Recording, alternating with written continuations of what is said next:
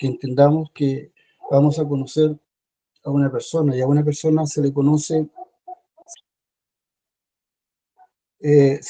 no tanto por la investigación o el estudio, sino que a una persona se le conoce por la relación que tenemos con ella. Y, y bueno, cualquier cosa que digamos acerca del Espíritu Santo eh, tiene que ser refrendado por lo que ocurre en nuestra vida.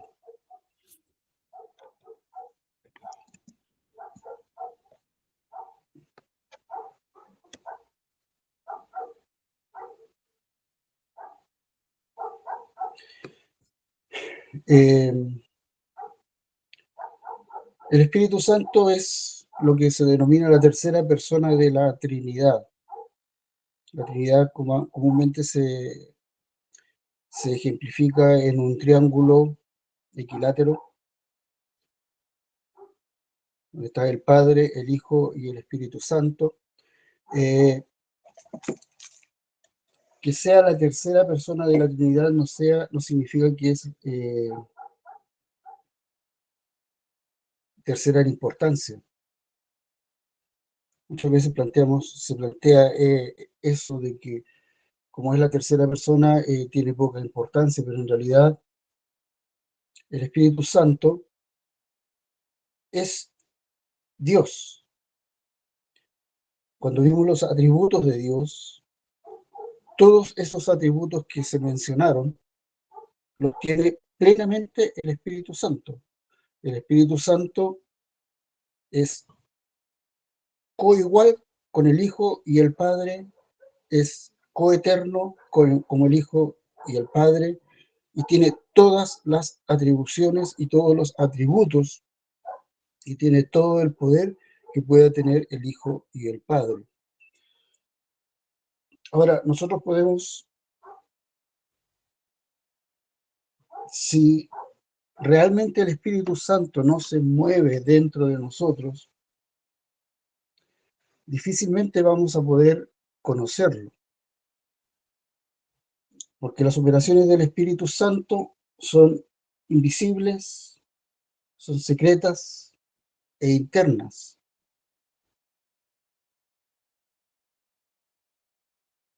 El Espíritu Santo nunca habla de sí mismo, y es por eso que muchas veces se malinterpreta o se desconoce tanto, porque el Espíritu Santo no busca glorificarse a sí mismo, sino que busca glorificar al Padre y al Hijo. En Juan capítulo 16, versículo 13 dice: pero cuando venga el Espíritu de verdad, Él os guiará a toda la verdad, porque no hablará por su propia cuenta, sino que hablará todo lo que oyere y os hará saber las cosas que habrán de venir.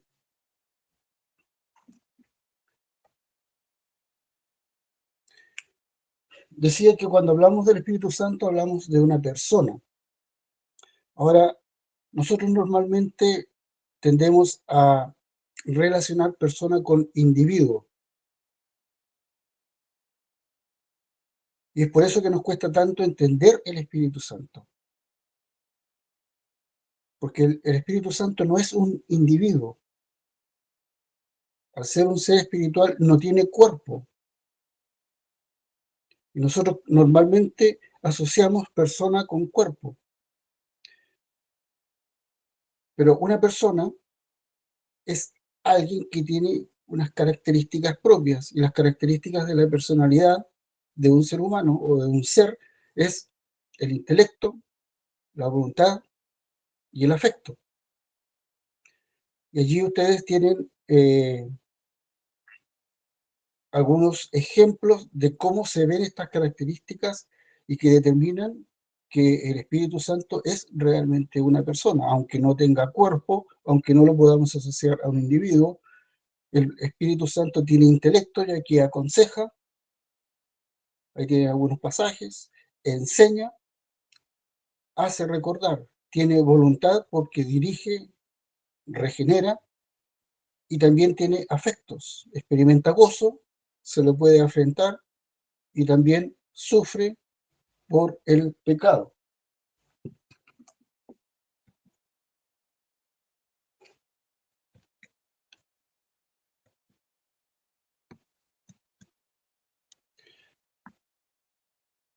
Lo que nosotros denominamos el Espíritu Santo en la palabra de Dios, en los lenguajes originales, son dos palabras en hebreo, ruaj, que normalmente es la palabra que se ocupa en el Antiguo Testamento para el Espíritu Santo, y en griego es la palabra neuma. Ambos tienen relación con el viento, con soplo, con aliento. Tanto en hebreo como en griego, las dos palabras definen prácticamente lo mismo. Ahora hablamos nosotros del Espíritu Santo, pero en la Biblia se le denomina de muchas formas: el Espíritu de verdad, el Espíritu de Cristo, el Espíritu del Padre, el Espíritu de Dios, el Espíritu de sabiduría, dependiendo de la función que esté cumpliendo. En la Biblia se le denomina de diferentes maneras. En el Antiguo Testamento vemos al Espíritu en la creación. En Génesis 1:1, la palabra del Señor nos dice: en el principio creó Dios los cielos y la tierra. Este Dios en hebreo es la palabra Elohim. Elohim es el plural de Él. Él significa Dios y Elohim es el plural. Pero sin embargo, en la gramática hebrea, este Elohim no va acompañado de un verbo en plural, sino que va acompañado de un verbo en singular. Lo que da a entender es que es un Dios. Y es por eso que un poco en esta expresión es que es una de las defensas de lo que nosotros denominamos la Trinidad, el Dios en tres personas, el único Dios en tres personas. Y en Génesis 1:2 nos dice que el espíritu y la tierra estaba desordenada y vacía, y las tinieblas estaban sobre la faz del abismo, y el Espíritu de Dios se movía sobre las faz de las aguas. Ahí el original dice Ruach Elohim, el Espíritu de Dios, Ruach Elohim, el Espíritu de este Dios único se movía sobre la faz de las aguas. Entonces vemos que desde el principio, desde la creación, nosotros vemos en acción al Espíritu de Dios. En Génesis 1:26 dijo Dios: hagamos al hombre a nuestra imagen y semejanza. Nuevamente se utiliza la palabra Elohim. Y es hagamos a Dios, al hombre a nuestra imagen y semejanza, es las tres personas de la Trinidad hablando entre ellas. Aquí no es que Dios le dijo a los ángeles: hagamos al hombre a nuestra imagen y semejanza, no, porque es Dios hablando consigo mismo, es decir, Padre, Hijo y Espíritu Santo, diciendo: hagámoslo a nuestra imagen y a nuestra semejanza. En Génesis capítulo 2, versículo 7, dice entonces que Jehová Dios formó al hombre del polvo de la tierra y sopló en su nariz aliento de vida, y fue el hombre un ser viviente. Una vez más, Jehová Dios, Yahvé Elohim, forma al hombre del polvo de la tierra y sopla en su nariz aliento de vida. Ese aliento de vida es el Ruaj de Dios. Es el espíritu que da vida al hombre.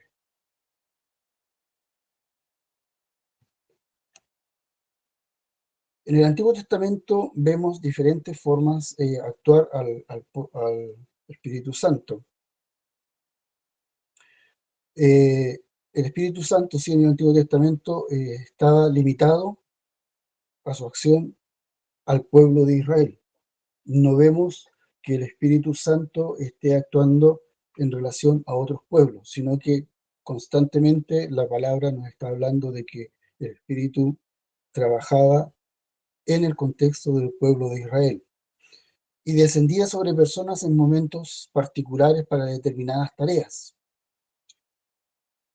Normalmente vamos a leer que el Espíritu de Dios descendía sobre alguna persona o llenaba a alguna persona o venía sobre una persona. Y aquí tenemos algunos ejemplos, no son todos, son muchos los ejemplos que pueden haber de el Espíritu viniendo hacia una persona para que cumpliera una función especial o específica, principalmente para capacitarlo.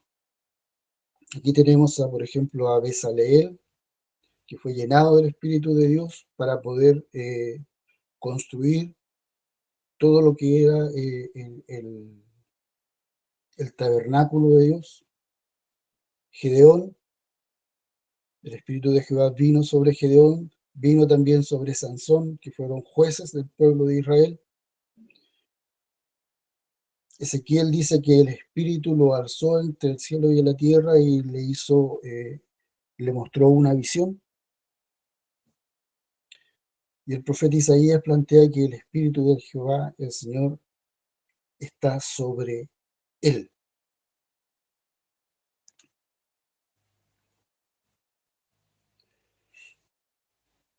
En estos tres pasajes que ustedes ven ahí, son pasajes muy importantes del Antiguo Testamento porque tanto Jeremías como Ezequiel como Joel nos están hablando de una promesa que Dios está haciendo al pueblo de Israel en relación a que Él va a enviar su Espíritu sobre la tierra y que ya este Espíritu va a hacer una cosa distinta a lo que estaba haciendo dentro del pueblo de Israel, guiando, por ejemplo, solamente a algunas personas, viniendo sobre algunos reyes, sino que, por ejemplo, Joel dice que va a derramar su espíritu sobre toda carne. Tanto Jeremías como Ezequiel nos dice que este espíritu va a transformar el corazón de las personas y ya va a ser una acción distinta, más personal, en relación a lo que estaba constantemente conociendo el pueblo de Dios.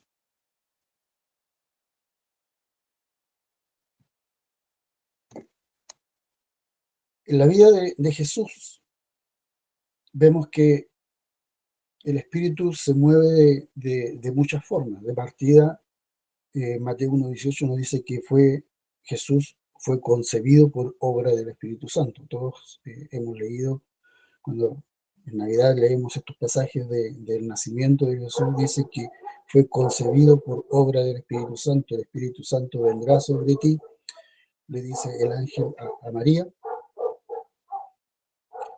y el santo ser que nacerá será llamado Jesús. El Espíritu Santo también tiene una acción preponderante cuando desciende sobre Jesús, cuando es bautizado por Juan el Bautista. Posteriormente, después del bautismo, dice que lleno del Espíritu Santo volvió del Jordán, y una vez que es bautizado y vuelve del Jordán, es llevado por el Espíritu al desierto, y es allí donde eh, tiene el ayuno de 40 días, y es donde es tentado también por Satanás. Eh, el pasaje de Lucas 4:1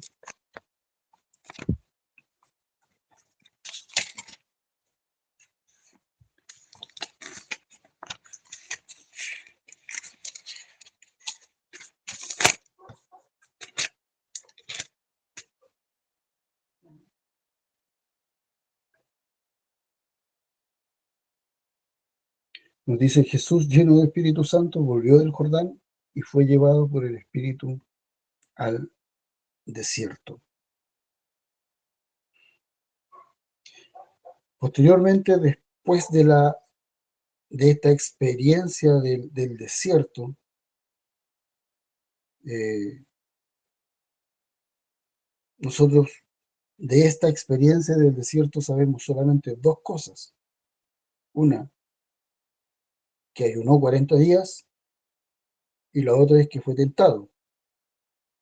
Y conocemos tres tentaciones. Pero en 40 días pasan muchas cosas. Jesús pasó muchas cosas en el desierto. Y de alguna manera esa experiencia le prepara para lo que es el comienzo de su ministerio. Y es por eso que el versículo 14 nos dice que Jesús regresa a Galilea en el poder del Espíritu. Es decir, con todo el poder que, que él podía tener como hijo de Dios. En el capítulo 10 de Lucas nos habla de que Jesús se regocijó en el Espíritu Santo.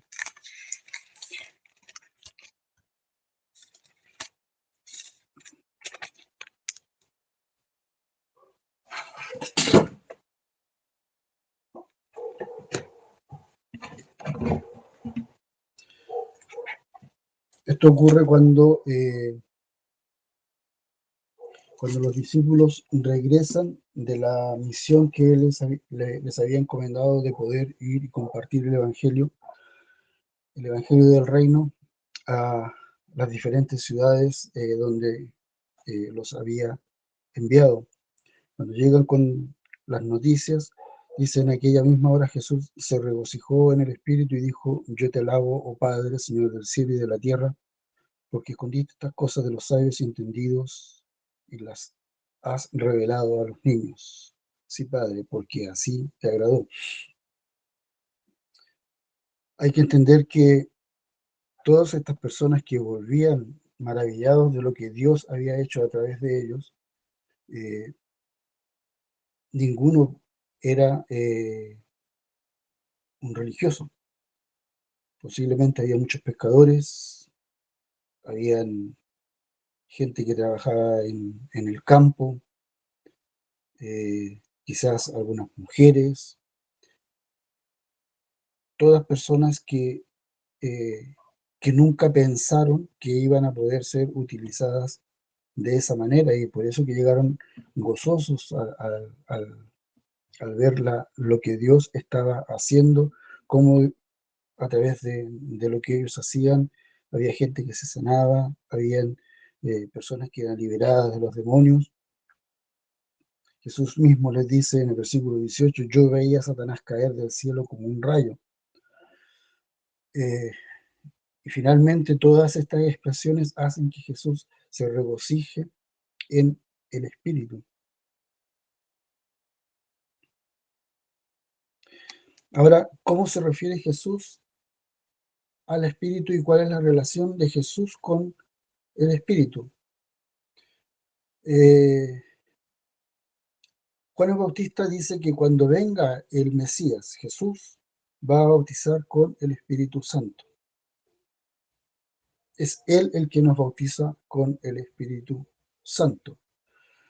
Cuando a Jesús se le acusó de que echaba los demonios, echaba fuera demonios con el poder de Satanás, él planteó que cualquier blasfemia contra el Espíritu Santo era lo único que no sería perdonado, que incluso si blasfemaban contra el Hijo, recibirían perdón, pero una blasfemia contra el Espíritu Santo no tenía perdón. Cuando habla Jesús a sus seguidores de que va a haber un momento en que van a ser perseguidos, van a ser llevados a las autoridades, Él les dice que no se preocupen de qué es lo que van a decir y de preparar algo, algún discurso o preparar una defensa, porque dice el Espíritu Santo va a hablar por ustedes. En el capítulo 11 de Lucas, él promete el Espíritu Santo a quienes lo pidan. Dice, si ustedes siendo malos saben dar buenas dádivas a sus hijos, ¿cuánto más dará el Espíritu Santo a quienes lo pidan?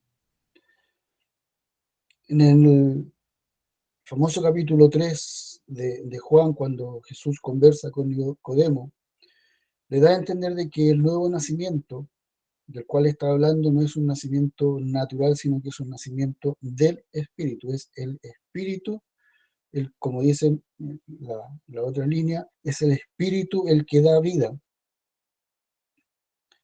La nueva vida solamente nace por una obra del Espíritu Santo en la persona.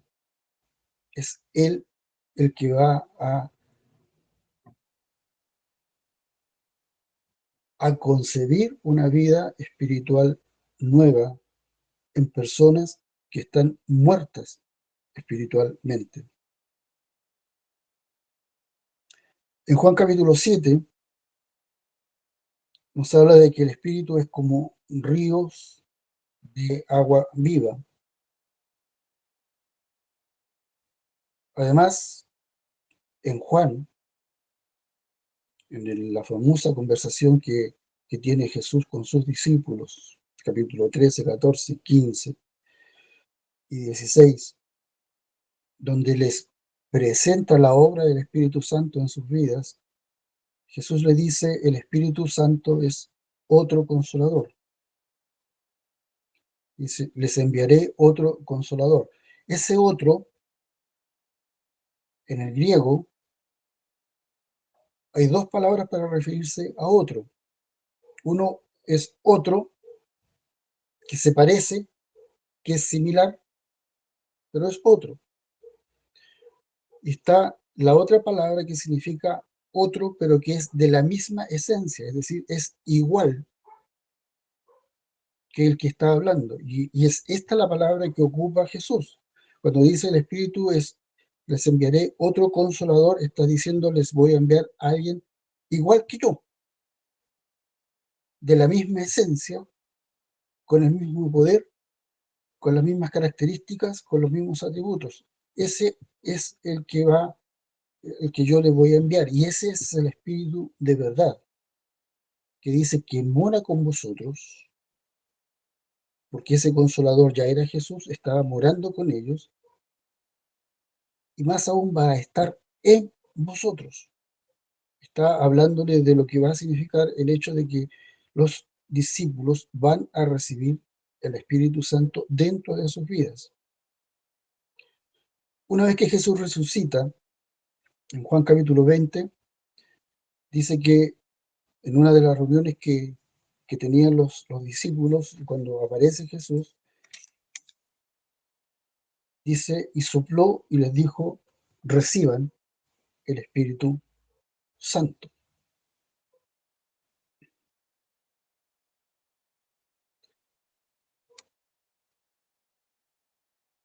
¿Qué hace el Espíritu Santo en los creyentes? El Espíritu Santo, en primer lugar, es una respuesta a una promesa del Padre.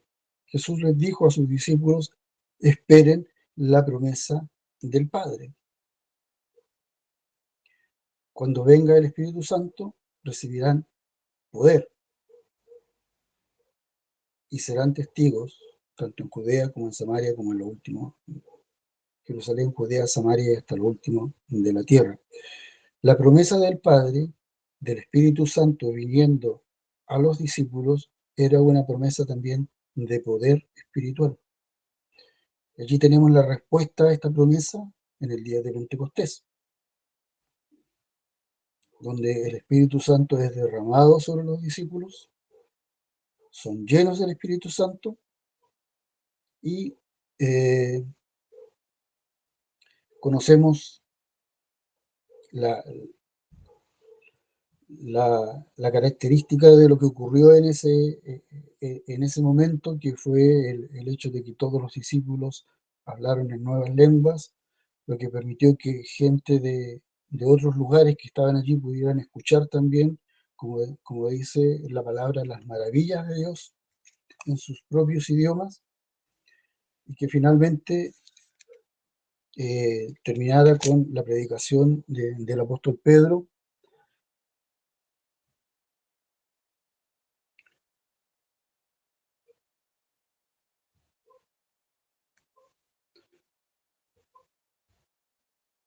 Y allí comenzara la historia de la iglesia.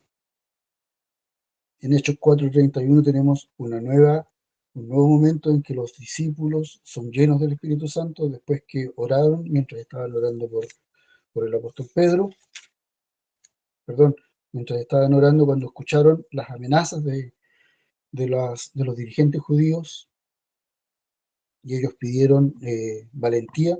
Dice que fueron llenos del Espíritu Santo, eh, y hablaban con denuedo la palabra del Señor. En la vida de Pablo, cuando Ananías es enviado a que Pablo recobre la vista, Ananías es enviado para que también eh, guíe al apóstol Pablo, eh, imponga las manos sobre él y el apóstol Pablo sea lleno con el Espíritu Santo.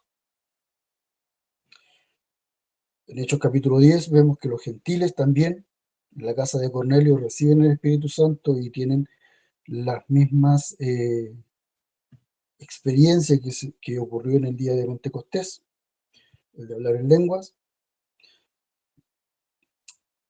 En el capítulo 13 de Hechos, el Espíritu Santo, en respuesta a un momento de ayuno y de oración de la iglesia de Antioquía, el Espíritu Santo habla a los líderes de esta iglesia y llama y guía a Pablo y a Bernabé en su primer viaje misionero. Y también está el momento histórico de estos creyentes de Éfeso, que también reciben el Espíritu Santo, que es lo que nos relataba Esteban, personas que habían escuchado el Evangelio, que habían escuchado y que habían sido bautizados en el Evangelio, en el bautismo de Juan, un bautismo de arrepentimiento, pero que conocían muy poco posiblemente del Evangelio mismo de Jesús, y por lo tanto no habían escuchado nada tampoco del Espíritu Santo. Cuando Pablo les comparte el Evangelio, ellos también reciben el Espíritu Santo.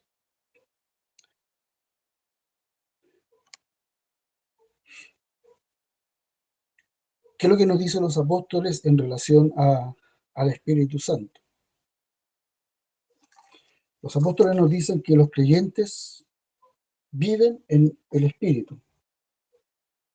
Esto es un mensaje permanente de la carta a los romanos, que nosotros vivimos en el Espíritu, que nosotros caminamos en el Espíritu. Nos dice el apóstol Pablo que es el Espíritu el que testifica a nuestro corazón de que nosotros somos hijos de Dios. ¿Cómo sé yo que soy hijo de Dios? Es por el testimonio interno que el Espíritu de Dios que vive en mí me está entregando de que soy su hijo. Este Espíritu también intercede por nosotros, nos dice el apóstol Pablo, cuando dice que oramos y no sabemos cómo pedir o qué pedir. Dice, no se preocupen, porque el Espíritu intercede por ustedes con gemidos indecibles. Porque el Espíritu sabe lo que hay en nuestro corazón, y sabe lo que nosotros necesitamos, y sabe también cuál es la voluntad de Dios para nosotros. Eh, Tenemos las cartas del apóstol Pablo donde él plantea de que el ministerio que él está ejerciendo, el ministerio de compartir el Evangelio, es en el poder del Espíritu de Dios.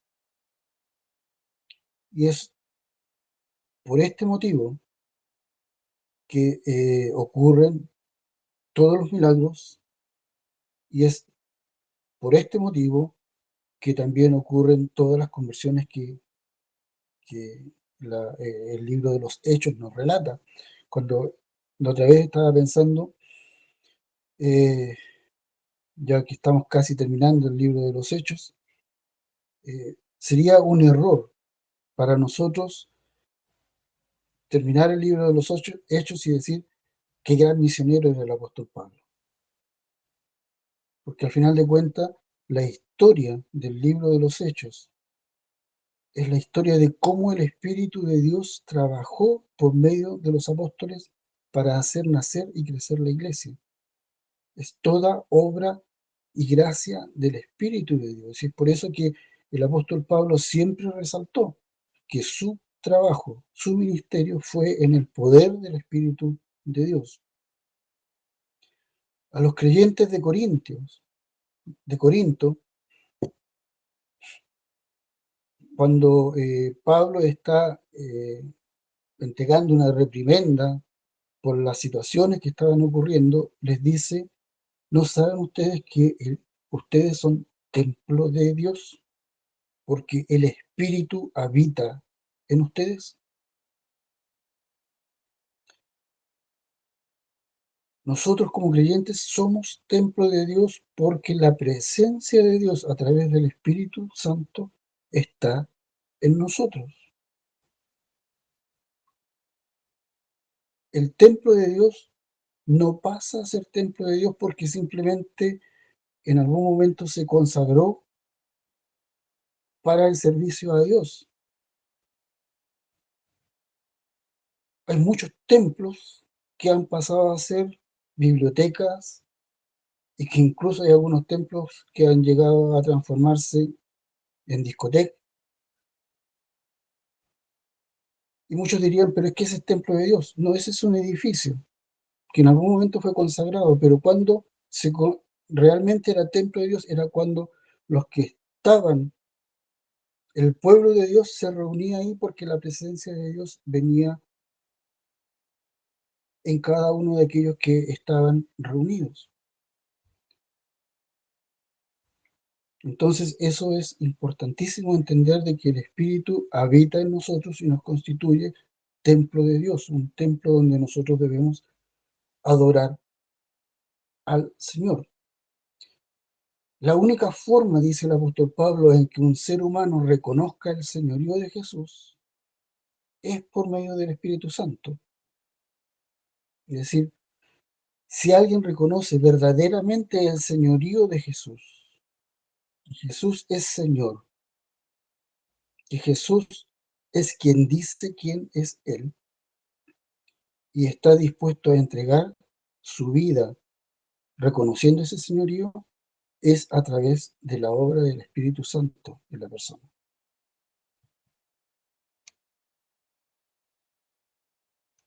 El Espíritu Santo es una garantía y un sello de Dios de que Él va a terminar la obra que comenzó en nosotros. Cuando miramos el futuro, mirando el futuro, el apóstol Pablo dice: no se preocupen, porque ustedes tienen la garantía de que Dios es su Dios y de que Dios va a llevarlos con Él, porque el Espíritu es la garantía, es el sello que puso. Dios ve su presencia a través del Espíritu Santo en nosotros y nos dice: estos son míos. Por eso, porque somos templo del Espíritu Santo, es porque nosotros tenemos el sello de Dios, es que también el apóstol Pablo nos dice que debemos andar en el Espíritu, es decir, debemos vivir en el Espíritu. Esto significa ser guiados por el Espíritu Santo. En Efesios 4:30, el apóstol Pablo nos habla de no contristar al Espíritu Santo, es decir, no hacer sufrir al Espíritu Santo, no entristecer al Espíritu Santo con nuestras actitudes, sino en esa misma línea nos dice: no contristen al Espíritu Santo, sino que sean llenos del Espíritu Santo.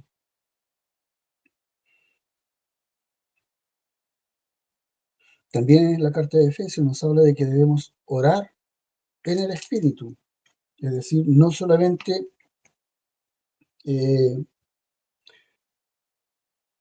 orar conforme a lo que nosotros entendamos, sino que el Espíritu de Dios dentro de nosotros nos ilumine y nos enseñe qué es lo que debemos pedir. En 1 Tesalonicenses nos habla de no apagar el Espíritu, es decir, no restringir la obra del Espíritu en nuestras vidas. Pedro nos habla de que el Espíritu tiene una obra santificadora en nuestras vidas, es decir, que nos va santificando, es decir, nos va apartando, nos va haciendo también, el hecho de santificar significa nos va haciendo más parecidos a Cristo, que es al final el propósito de Dios en nuestras vidas, que lleguemos a la estatura de nuestro Señor Jesucristo. Y esta obra, ¿quién la hace? La hace el Espíritu Santo en nosotros. Y en segunda de Pedro, el apóstol Pedro nos dice que la profecía es inspiración del Espíritu Santo, que no vino por un interés humano. Dice, nunca la profecía fue traída por voluntad humana, sino que los santos hombres de Dios hablaron siendo inspirados por el Espíritu Santo. Es decir, toda profecía fue inspirada por el Espíritu Santo. Toda la palabra que nosotros tenemos en relación, por ejemplo, a Jesús, todas las palabras que tenemos en el Antiguo Testamento con respecto a lo que iba a ocurrir al pueblo de Israel y, y todo aquello que los profetas compartieron al pueblo de Israel en relación al castigo, en relación a las promesas de Dios, en relación a la esperanza futura del pueblo de Israel, todo aquello fue inspirado por el Espíritu Santo cuando el Espíritu Santo descendía sobre estos hombres.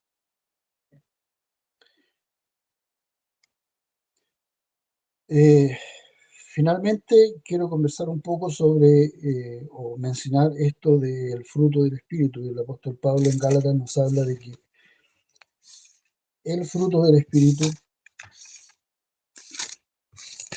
es amor, gozo, paz, paciencia, benignidad, bondad, fe, mansedumbre y templanza. Les puse una naranjita ahí porque normalmente se dice que el fruto del Espíritu es como un racimo de uvas. Pero cuando ustedes ven un racimo de uvas, en el racimo de uvas hay uvas grandes, uvas chicas, hay algunas veces una uva que está media verde, hay otra que ya no está comestible. Es decir, hay una variedad de uvas en un racimo. Y si lo comparáramos así, pudiéramos decir que una persona tiene mucho amor y tiene poquito gozo, que tiene algo de paz. Pero fruto del Espíritu es el carácter de Cristo, es el carácter de Cristo desarrollado en el ser humano, ya que la presencia del Espíritu Santo en nosotros, nos dice Jesús, que cuando el Espíritu venga sobre nosotros o venga a habitar en nosotros, e incluso en un pasaje de la Biblia dice, y mi Padre y yo vendremos y haremos morada, es decir, el Espíritu Santo dentro de nosotros no, está haciendo que toda la deidad viva en nosotros. Por lo tanto, nosotros debemos desarrollar el carácter de Cristo, que es el fruto del Espíritu. Yo le puse una naranja porque cuando yo parto una naranja, normalmente la naranja es muy simétrica.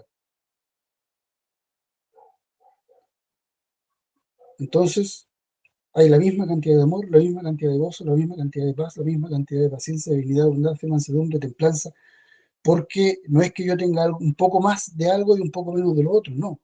Es porque Cristo tiene que desarrollar todo su carácter en nosotros. Y ese es el fruto del Espíritu que Dios espera ver desarrollar en nuestra vida a través de la obra del Espíritu Santo. Ahora, hay otro tema que lo dejo mencionado, pero no lo voy a tratar porque este tema lo vamos a tratar en otra sesión, que es el de los dones del Espíritu Santo. Todos sabemos que el Espíritu actúa en la vida de los creyentes y en la vida de la Iglesia a través de los dones que Dios ha entregado por medio del Espíritu para el crecimiento de la Iglesia.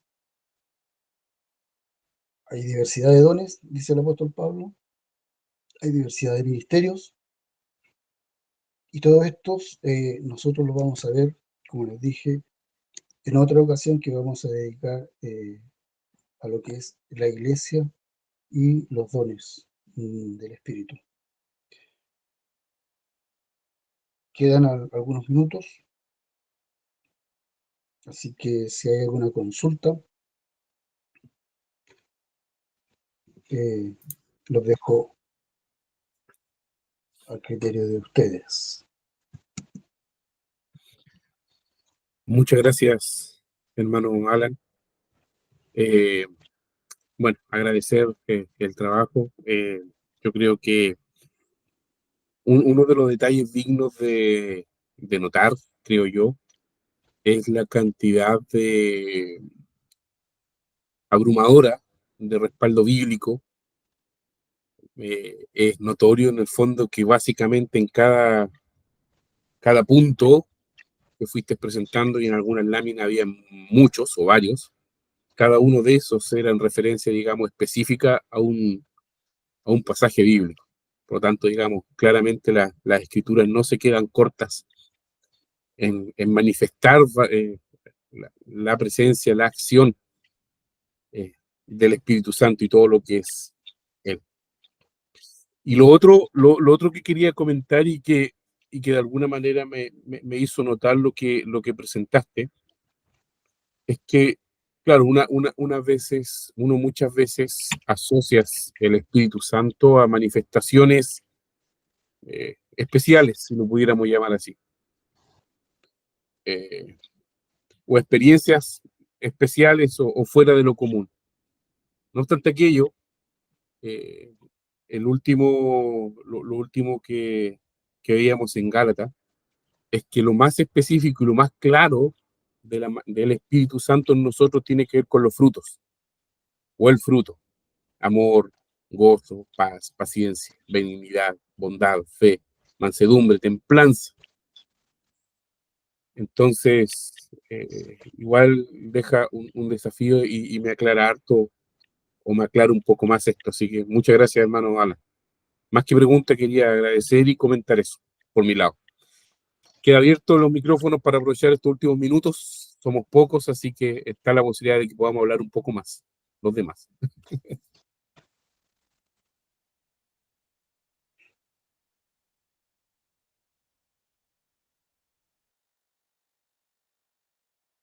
De a uno, sí, no hablen toda la vez porque se complica el tema del audio.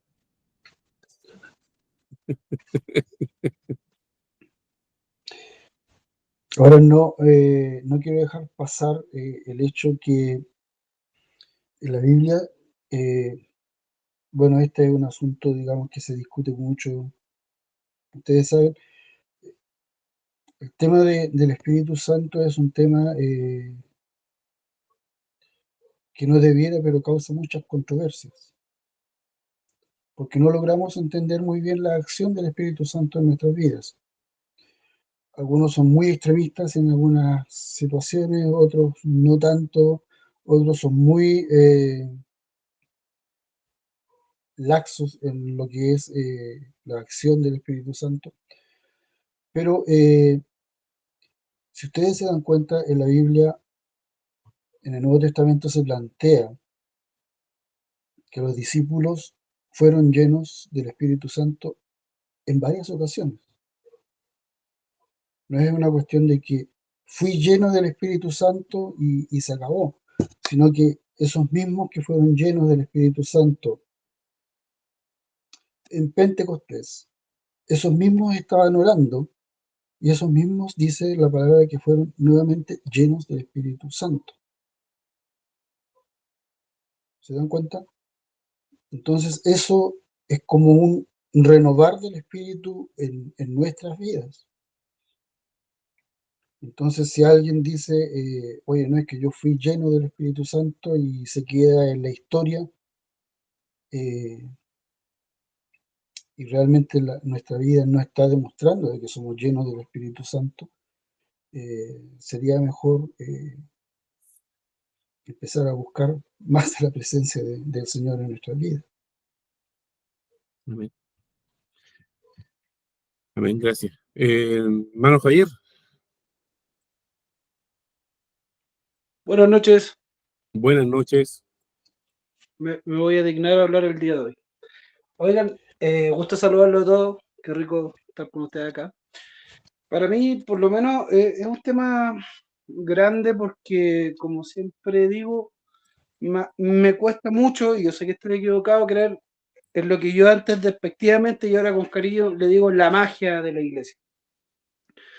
Pero efectivamente, a esta altura de mi vida ya tengo claro que existe. Sin embargo, en alguna época de mi vida yo cuestionaba mucho este tema, básicamente porque, como decía ahora Alan, me da la impresión de que a veces hay gente que abusa un poco de lo que podría ser el Espíritu Santo. Por ejemplo, hace poco en la predica, la penúltima predica que asistí, creo, nos explicaban de que Pablo reprendió a una adivina porque ese poder de la adivina no venía del Espíritu Santo, sino que venía de otros lados. También he visto que a veces, no en nuestra iglesia, pero sí en otra iglesia, hay gente que como que vende sus favores o sus dones, entre comillas, por obtener algún resultado con el Espíritu Santo. Y aquí, después de la introducción, va mi pregunta. No sé, teológicamente hablando o doctrinalmente hablando, ¿hay alguna forma de tener cuidado? Porque estoy seguro que a lo mejor estoy seguro que el diablo de pronto trata de engañarnos, quizás con sus malas cosas, y mal ocupar a personas para justamente para alejarnos de Dios. No sé, ¿existe alguna recomendación para saber que cuando uno siente algo, yo mismo puede ser, siento que algo es bueno y me dejo llevar y después no es el camino, no es la energía de Dios? Esa sería mi pregunta. Gracias. Eh, bueno, como tú lo planteas, Javier, el diablo siempre ha tratado de copiar la obra de Dios. El diablo no puede crear nada, no es creador, no tiene poder creador.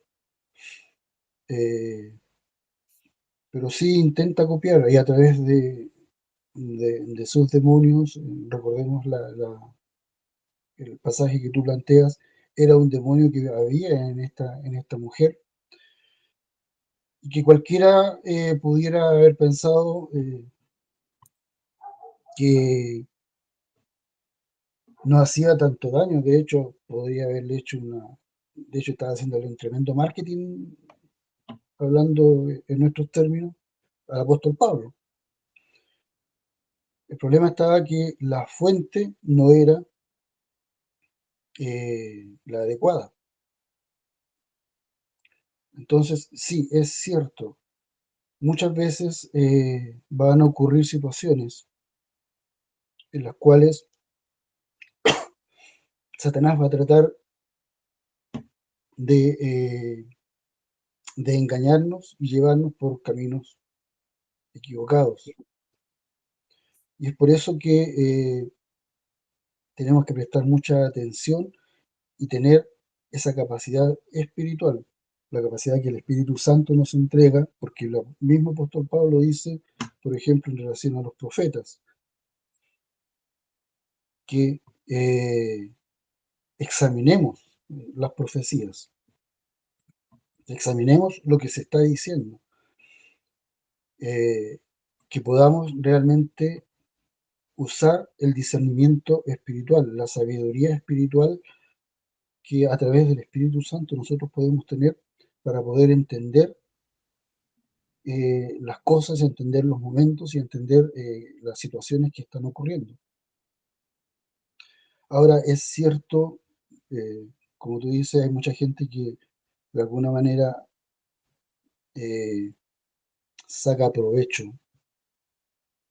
de aquello que Dios le ha entregado en forma personal, pero recordemos que los dones que Dios ha entregado son para beneficio de la iglesia, del cuerpo, no son para beneficio personal. Y esas personas van a tener que rendir cuentas a Dios por lo que Dios le ha entregado, por el uso. Cada uno de nosotros deberemos dar cuenta porque cada uno de nosotros, eh, Dios nos ha entregado dones para poder usarlos para el crecimiento de la iglesia, no para el crecimiento personal, no para el beneficio personal. Entonces, de todo lo que Dios nos ha entregado, vamos a tener que dar cuenta, vamos a tener que dar cuenta de si incluso si no hemos usado lo que Dios ha puesto en nuestras manos para beneficio de la congregación, de la iglesia, para el crecimiento de la obra. Vamos a tener que dar cuenta de los excesos y también vamos a tener que dar cuenta de aquello que no hicimos con lo que Dios nos había entregado. Con respecto a eso, Alan, disculpa, me nace otra pregunta con respecto a lo último. ¿Dios puede usar, o el Espíritu Santo puede usar a un pecador para el fin de la iglesia?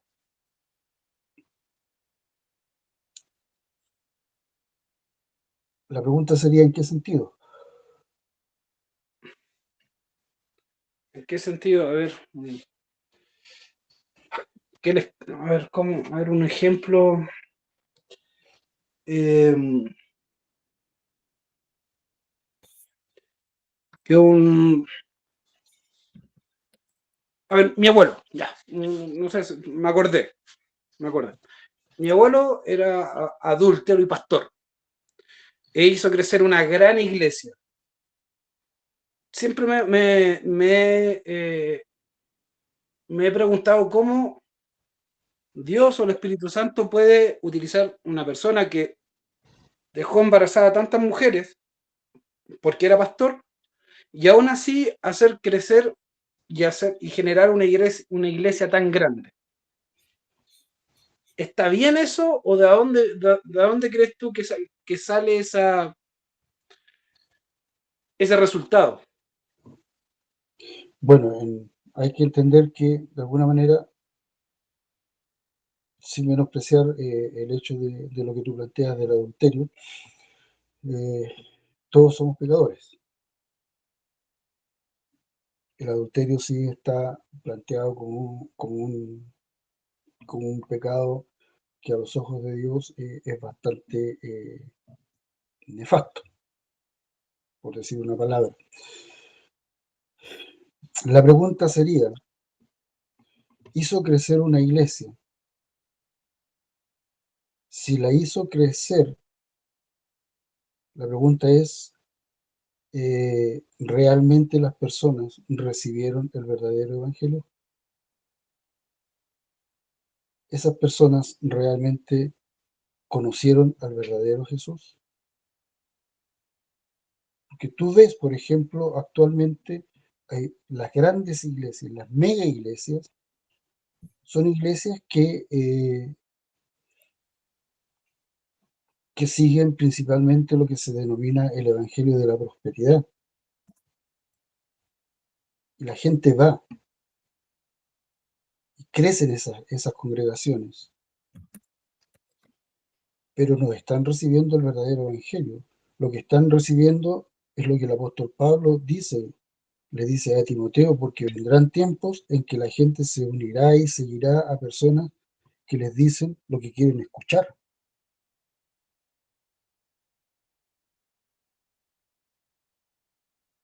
Entonces, es muy posible que hayan grandes congregaciones guiados por hombres que se han apartado de Dios, pero que en este momento o que en un momento determinado no están escuchando el Evangelio. No están escuchando, sino que están yendo. ¿Por qué? Porque se sienten bien, porque, porque de alguna manera religiosamente están encontrando una paz personal, pero no están teniendo un encuentro con Cristo.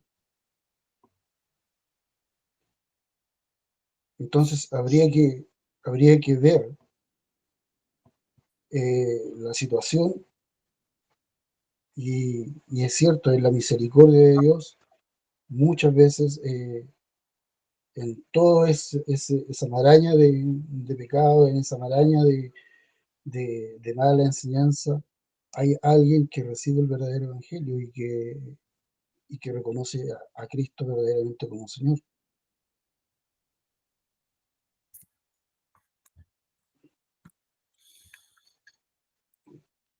Gracias.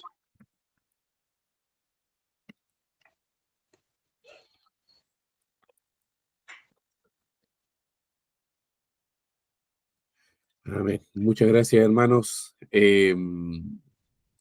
Bueno, es como cada uno de los temas que hemos venido tratando son temas que dan para mucho. Yo creo que este es un espacio justamente para poder plantear aspectos y hacer consultas un poco más profundas de la que tenemos la oportunidad de hacer en el día a día o cuando nos juntamos los días domingos. Así que gracias, Javier, por tus consultas y espero que hayas podido aclarar un poco más eh, eh, respecto, digamos, de este gran tema que es el Espíritu Santo y cómo el Señor nos usa.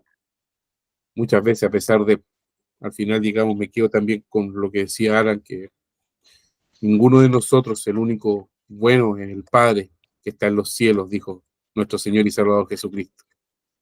El resto estamos siempre muy propensos a caer. Y como decía mi pastor también, de acá en Arauco, muchas veces, mientras más alto, más fuerte sopla el viento. Así que también ese comentario que hiciste es válido como para estar pendiente y pidiendo por cada una de las personas que forman parte del liderazgo de la iglesia donde estamos, de tal manera, digamos, que el Señor esté guardando siempre, digamos, a las personas, sobre todo que están liderando la iglesia. Así que bueno, muchas gracias. Gracias, Alan, por lo entregado, y si no hay nada más, a pesar de que la asistencia fue poca, pero poderosa, esto que he grabado y en algún minuto lo vamos a ir editando y lo vamos a ir subiendo. Muchas gracias a cada uno de ustedes, que el Señor les bendiga. Muy Amén. buenas noches y nos vemos en una próxima ocasión. Amén. Feliz noche. Gracias. Chao, chao. Chao.